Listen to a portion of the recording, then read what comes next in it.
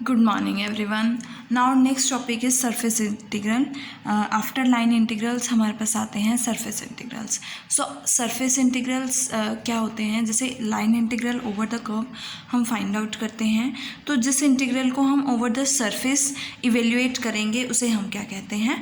surface integral कहते हैं. So अगर कैपिटल S मैंने कोई surface लिया है, finite area is the surface of finite area, मैंने S को n सब एरियाज में डिवाइड कर दिया. ये n सब एरियाज हो गए, del S1, del S2, del S3 and up to so on del Sn. उसी में से मैंने हर एक डेल SI मतलब ईच डेल SI, ये डेल SI मैंने कंसिडर कर लिया कि हर एक डेल SI जो है उसमें से मैंने एक पॉइंट कंसिडर करना है, arbitrary point P, such that जिसके PI ले लेते हैं, जिसके कोऑर्डिनेट्स क्या हैं XI, YI, ZI कोऑर्डिनेट्स होंगे हर एक डेल SI में. फाई कंसिडर किया है स्केलर पॉइंट फंक्शन जो कि एरिया S पे डिफाइंड है. हमने एक सम बना लिया इस PI से और फाई फंक्शन से, that is phi of PI into del SI का जो सम होगा, जहाँ पे फाई ऑफ PI किसके इक्वल होगा, phi of XI, YI, ZI. ये सम फॉर्म कर लिया है. इस सम की अगर मैं लिमिट लेती हूँ और अगर इस सम की लिमिट एग्जिस्ट करती है तो उसे हम क्या कहेंगे, surface integral of phi over S कहेंगे. और उस सरफेस इंटीग्रल को किससे डिनोट करेंगे, double integral S phi ds. Line integral में आपके पास सिंगल इंटीग्रल होता है और सरफेस इंटीग्रल में आपके पास डबल इंटीग्रल होता है. सो ये तो था अगर आपके पास स्केलर पॉइंट फंक्शन है. अब हम बात करेंगे सरफेस इंटीग्रल की ऑफ वेक्टर फंक्शन, जिसे हम फ्लक्स भी कहते हैं. सो उसके लिए मैंने एक पीसवाइज स्मूथ सरफेस लिया है, so that vector function f vector defined on over s is continuous over s. के हमने इस तरह का एक वेक्टर फंक्शन f वेक्टर लिया है जो कि इस s पर क्या है, कॉन्टिन्यूस है. p हमने कोई भी पॉइंट ले लिया सरफेस s का, और सपोज n वेक्टर जो है इस सरफेस का यूनिट नॉर्मल है, मतलब इस सरफेस के परपेंडिकुलर होगा जो हमने नॉर्मल ड्रॉ किया है टू द सरफेस S. किस पॉइंट पे ड्रॉ किया है, P पॉइंट पे ड्रॉ किया है. To each elementary surface ds of surface S we associate a vector ds whose magnitude is ds and direction normal to the surface S. हर एक elementary surface ds of मतलब हमने से एक छोटा सा इस सरफेस का एक पोर्शन ले लिया है ds. हर एक एलिमेंट्री सरफेस ds के कॉरेस्पॉन्डिंग एक वेक्टर होगा ds वेक्टर, जिसका मैग्नीट्यूड ds होगा और जिसकी डायरेक्शन जो है नॉर्मल होगी सरफेस से. ठीक है, तो अगर उसका डायरेक्शन नॉर्मल है सरफेस से और मैग्नीट्यूड ds है तो ds वेक्टर क्या बनेगा, n कैप उस डायरेक्शन में, n कैप डायरेक्शन में इंटू ds बनेगा. सो अगर मैं f वेक्टर का कंपोनेंट, ये मेरे पास f वेक्टर है, ये नॉर्मल है, अगर मैं f वेक्टर का कंपोनेंट n कैप के डायरेक्शन में फाइंड आउट करना चाहती हूँ तो मेरे पास क्या आएगा, f vector dot n cap आएगा. और इसका जो इंटीग्रल बनेगा over the S, surface S पे जो इसका इंटीग्रल होगा उसे हम क्या कहेंगे, सरफेस इंटीग्रल कहेंगे f वेक्टर का ओवर S, और जिससे हम किसे डिनोट करेंगे, double integral over S f vector dot n cap ds. इसे हम क्या कहते हैं, फ्लक्स भी कहते हैं f वेक्टर का ओवर S. सो ये तो था आपके पास surface integral of vector function और फ्लक्स. अब सरफेस इंटीग्रल के डिफरेंट फॉर्म्स हैं. फर्स्ट फॉर्म तो हमारे पास फ्लक्स वाली ही है कि flux of f vector over s क्या होता है, is equals to double integral s f vector dot n cap ds, और we can write it as double integral f vector dot ds vector. Second form जो हमारे पास है उसके लिए हम कंसिडर कर लेते हैं कि n कैप जो है हमारे पास, n कैप वेक्टर जो है जो surface S at P point पे है, n कैप जो है वो अल्फ़ा एंगल, बीटा एंगल और गामा एंगल बना रहा है. किसके साथ, positive direction of coordinate axis के साथ. Positive direction of the axis makes alpha beta gamma of axis. और इसी के कॉरेस्पॉन्डिंग हमने LMN जो है वो डायरेक्शन कोसाइंस लिए हैं. किसके लॉन्ग है, LMN denote the direction cosines of the outward drawn normal. So यहाँ से आपके पास क्या बनेगा, अगर ये अल्फा एंगल बना रहा है तो L क्या हो जाएगा, कॉस अल्फा. अगर ये बीटा एंगल बना रहा है वाई एक्सिस के साथ तो M क्या हो जाएगा, कॉस बीटा. इसी तरह से N क्या हो जाएगा, कॉस गामा. तो हमारे पास N कैप क्या बनेगा, N कैप आएगा cos alpha i cap plus cos beta j cap plus cos gamma k cap. और यहाँ अगर एफ वेक्टर जो है, if F vector is equals to F1 i cap plus F2 j cap plus F3 k cap हो जाए तो हमारे पास F vector dot N cap क्या बनेगा, F1 cos alpha plus F2 cos beta और प्लस F3 कॉस गामा। और इसके ऊपर क्या आएगा, ओवर द इंटीग्रल, मतलब integral over the S, D S क्या बनेगा हमारे पास, ये बनेगा। अब हमारे पास यहाँ पे डी एस की बात हो रही है, तो देखो जो हमारे पास डी एस कॉस अल्फ़ा होगा, ये डी एस कॉस अल्फ़ा होगा, ये हमारे पास प्रोजेक्शन होगी एरिया डी एस की on Y Z plane. D S cos alpha हम लिख सकते हैं कि D S cos alpha is the projection of D S, area D S on Y Z plane. अब देखो प्रोजेक्शन क्या हुई कि हमने इसे क्या कर दिया है, एक्स वाई जेड प्लेन में इसकी इमेज एक जो है two dimensional image Y Z plane में हमने ड्रॉ कर देनी है। अगर मैं इसकी इमेज जो है वाई जेड प्लेन में, suppose this is Y Z plane, तो इसमें हमने एक इमेज ड्रॉ कर दी है इसकी, तो ये बने हमारे पास इमेज, तो ये रेक्टेंगल टाइप बनेगी। यहाँ पे इसकी लेंथ क्या होगी, सपोज डी वाई है, और यहाँ पे इसकी लेंथ क्या होगी, डी जेड होगी।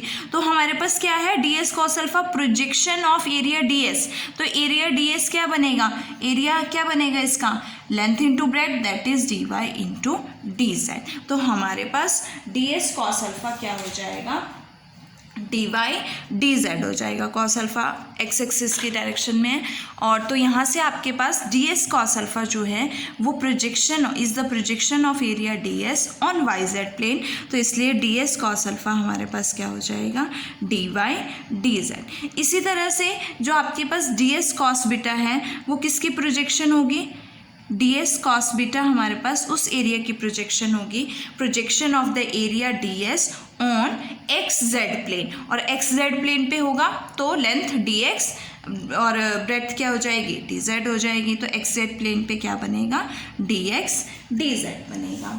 नेक्स्ट अगर मैं गामा की बात करूँ तो D S cos gamma, D S cos gamma किसकी प्रोजेक्शन होगी, is the projection of area D S on X Y plane हो, तो एक्स वाई प्लेन में लेंथ क्या होगी, डी एक्स, और ब्रेड्थ क्या हो जाएगी, डी वाई, तो एरिया क्या बनेगा, डी एक्स डी वाई बनेगा। तो यहाँ से आपका जो ये इंटीग्रल है वो क्या हो जाएगा, इंटीग्रल ओवर एस, सबसे पहले F1 cos alpha D S क्या हो गया, डी वाई डी जेड हो गया, तो F1 D Y D Z plus F2 D X D Z और plus F3 D X D Y.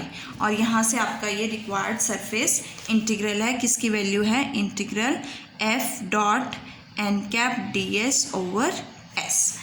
One more thing कि अगर हमें सरफेस इंटीग्रल फाइंड आउट करना है तो सबसे पहले तो सरफेस इंटीग्रल जो है हम डबल इंटीग्रल के फॉर्म में एक्सप्रेस करते हैं, और हम जब भी प्रोजेक्शन लेते हैं किसी भी एक कोऑर्डिनेट प्लेन पे लेंगे, किसी भी एक X Y Y Z Z X, लेकिन वो कोऑर्डिनेट प्लेन क्या होना चाहिए कि जो भी लाइन उस कोऑर्डिनेट प्लेन के परपेंडिकुलर होगी और जो सरफेस को सिर्फ एक ही पॉइंट पे मीट करनी चाहिए, तभी हम वो कोऑर्डिनेट प्लेन लेंगे, अदरवाइज नहीं लेंगे। तो कोऑर्डिनेट प्लेन आपको कौन सा चूज़ करना है वो डिपेंड करेगा कि वो उसके परपेंडिकुलर नहीं होना चाहिए, मतलब कि जो भी लाइन परपेंडिकुलर होगी उस कोऑर्डिनेट प्लेन के वो उस सरफेस को एक ही पॉइंट पे मीट करेगी। वो बाकी हम नेक्स्ट क्वेश्चंस में डिस्कस करेंगे।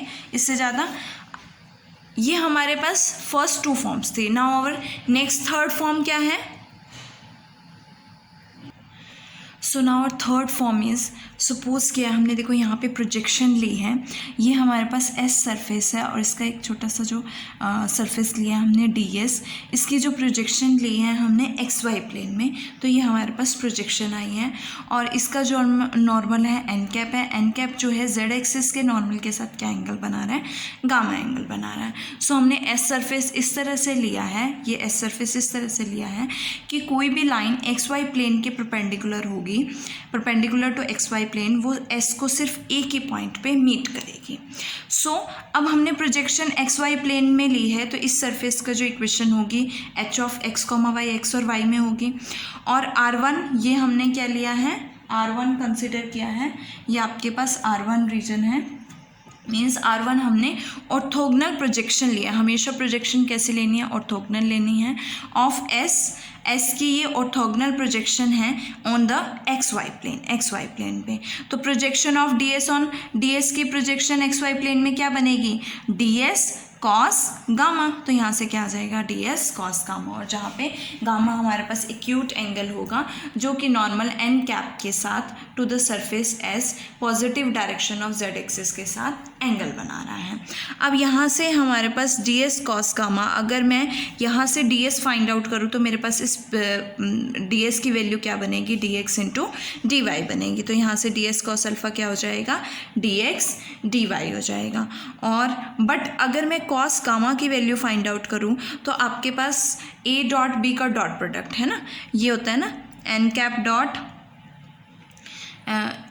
डॉट के कैप का अगर मैं डॉट प्रोडक्ट लेती हूँ तो मेरे पास क्या आएगा।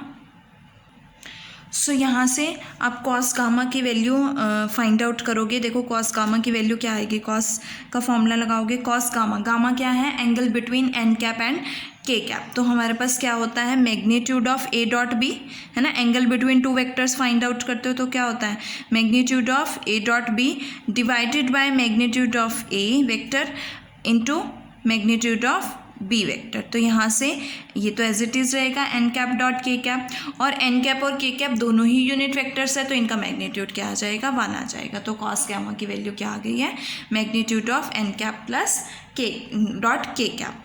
अब अगर मैं यहाँ से ds की वैल्यू फाइंड आउट करूँ तो क्या आएगा, dx dy divided by cos gamma. Cos gamma की वैल्यू क्या है, magnitude of N cap dot K cap. तो अब मुझे ds की वैल्यू क्या सब्सटीट्यूट करनी है, ये सब्सटीट्यूट करनी है। तो हमारे पास जो सरफेस इंटीग्रल था over the S F vector dot N cap ds किसके इक्वल हो जाएगा, over the projection R1, orthogonal projection R1 के ओवर क्या बनेगा, F vector dot N cap, और ds की वैल्यू क्या हो जाएगी, dx dy divided by magnitude of N cap dot K cap. Similarly अगर मैं R2 प्रोजेक्शन लेती हूँ और R3 प्रोजेक्शन लेती हूँ, R2 प्रोजेक्शन मैं वाई जेड प्लेन में, अगर मैं R2 प्रोजेक्शन जो है एक्स जेड प्लेन में लेती हूँ और वाई जेड प्लेन में लेती हूँ तो हमारे पास क्या बनेगा, integral S F vector dot N cap D S is equals to integral R2 F vector dot N cap D Y D Z divided by magnitude of N cap dot I cap. और इसी तरह से अगर मैं R3 जो है orthogonal projection लेती हूँ एस की इन एक्स जेड प्लेन, तो एक्स जेड प्लेन में आपके पास क्या आएगा, in surface integral over S F vector dot N cap D S is equals to integral over R3 F vector dot N cap, और यहाँ से एक्स जेड प्लेन में क्या बनेगा, D X D Z divided by N cap dot J cap. और ये इसके साथ आपके पास सरफेस इंटीग्रल था। सरफेस इंटीग्रल की डिफरेंट फॉर्म्स थी। नेक्स्ट वीडियो में हम इससे रिलेटेड एग्जाम्पल्स करेंगे। Thank you.